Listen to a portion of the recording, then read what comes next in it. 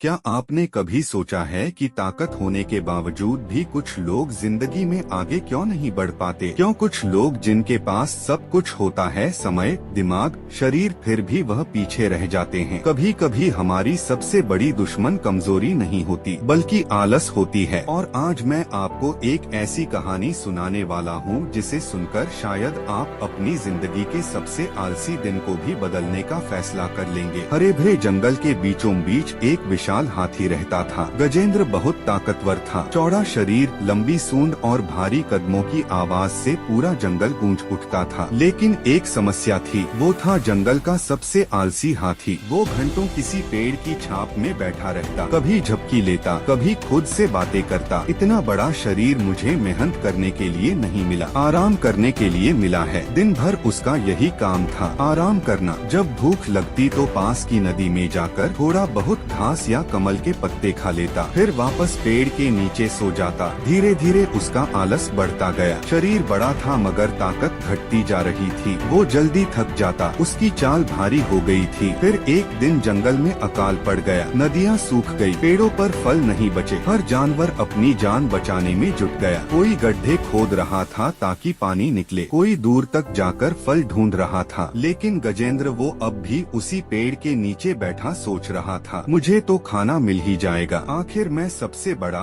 और ताकतवर हूँ। दिन बीते मगर अब कुछ भी नहीं मिला। भूख और प्यास ने उसकी ताकत छीन ली थी। वो चल भी नहीं पा रहा था, पैर भारी लगते, सांस फूल जाती। एक रात गजेंद्र दर्द से करहाते हुए बोला, काश मैंने समय रहते मेहनत करना सीखा होता, काश मैं भी उन छोटे जानवरों की तरह काम में व्यस्त रहता। उसी वक्त एक छोटी चींटी आई, उम्र बस 2 महीने। वो गजेंद्र को देखकर मुस्कुराई और बोली, इतना बड़ा शरीर लेकिन काम करने की आदत नहीं। देखो हम छोटे हैं लेकिन कभी खाली नहीं बैठते, मेहनत ही हमें जिंदा रखती है। गजेंद्र उसकी बात सुनकर चुप हो गया। उस रात उसने बहुत देर तक सोचा, क्या वाकई मैं अपनी ताकत बर्बाद कर रहा हूँ? सुबह होते ही उसने एक फैसला किया, अब वो कभी खाली नहीं बैठेगा। वो जंगल के बाकी हाथियों के साथ पानी खोजने निकल पड़ा। शुरू में पैर कांपते थे, जल्दी थक जाता था, पर उसने हार नहीं मानी। धीरे धीरे उसकी ताकत लौटने लगी। अब वो पेड़ों से फल गिराता, छोटे जानवरों को खिलाता, गड्ढा खोदकर सबके लिए पानी निकालता। उसकी मेहनत देखकर बाकी जानवर भी प्रेरित हुए और कुछ ही हफ्तों में जंगल में फिर से हरियाली लौट आई। अब गजेंद्र बदल चुका था। उसे समझ आ गया था, खाली बैठने से ताकत घटती है और मेहनत करने से इंसान या हाथी और मजबूत बनता है। उस दिन से वह कभी नहीं रुका। चाहे बारिश हो,